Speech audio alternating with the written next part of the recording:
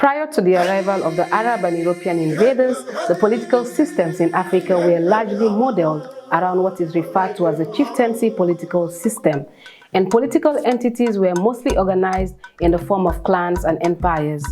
The present state of Mali in West Africa was once part of the three illustrious West African empires: Mali Empire, Ghana Empire, and Songhai Empire. All these empires at several instances administered the lucrative trans-Saharan trade in gold, salt, and other precious commodities at the time. All these empires were characterized by strong leadership. The history of the present state of Mali and that of the former Mali Empire are intertwined. Mali as an empire was one of the greatest in the world at some period of time. But how come such a great empire with huge world influence ended up at the stage where it is right now? Well, this video will give us a very insightful history of Mali chronologically.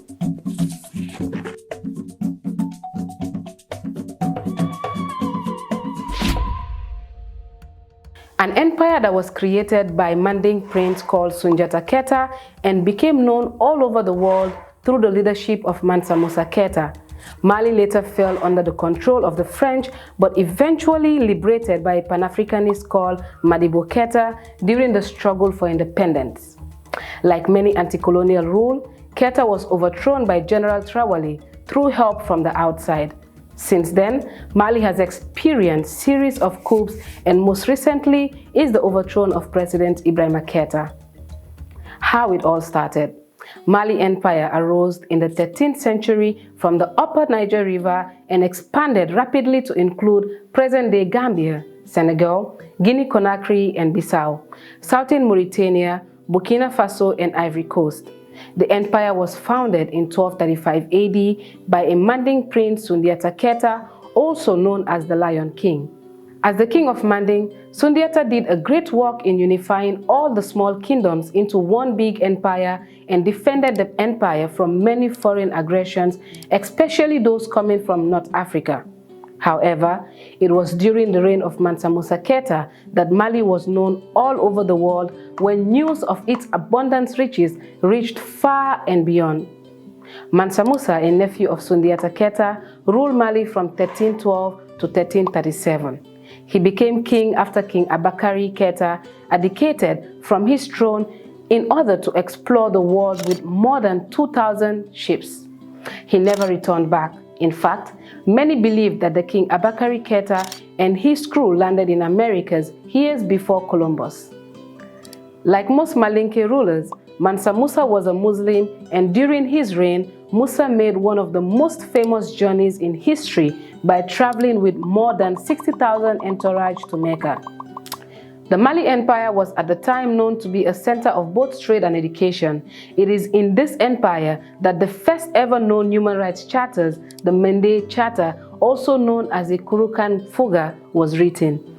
The Great Mali Empire declined as a result of many contributing factors, such as internal disputes over succession and external influences. Around the late 1800s, Mali fell under the control of the French, and by 1893, French control of the region became stronger to the extent that they renamed the territory French Sudan as part of the Federation of French West Africa. However, the French political domination was interrupted by the new generation of Malians, and by 1960, Mali became independent and Modibo Keita became its first president. Keita was a fierce anti-colonial figure, took an immediate, bold move by removing Mali from the French community in 1962. Like many other anti-colonial rulers such as Sékou Touré, Nkrumah, Lumumba, and many others, Keita too supported a total liberation of the African continent, something that the French didn't like. In November 1968, Lieutenant Musa Traoré, who just died in September 2020, overthrew the Modibo Keita's regime and established a 14-member military committee for national liberation with Traoré as president. Traoré ruled Mali from 1968 to March 1991, until he was forcefully removed through public demonstrations against his regime. Similar to the current political situation in Mali, the 1991 public unrest prompted Colonel Amadou Toumani Touré to overthrow the government and arrested the president. Toumani formed a civilian-led transitional committee for the salvation of the people. The committee ushered a referendum and election in 1992, but Colonel Touré did not run in the presidential election.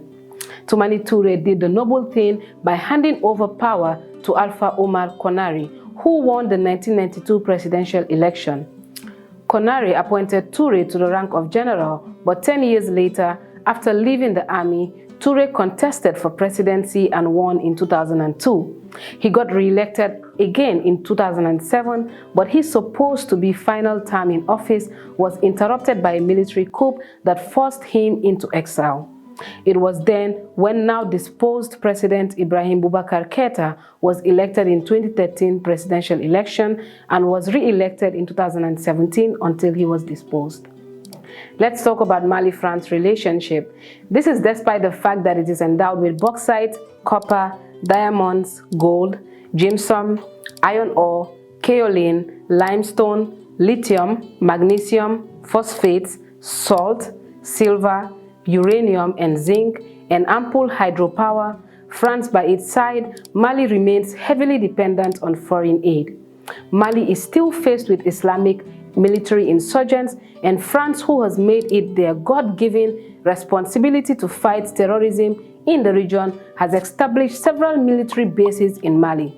However, the French military intervention has raised various questions.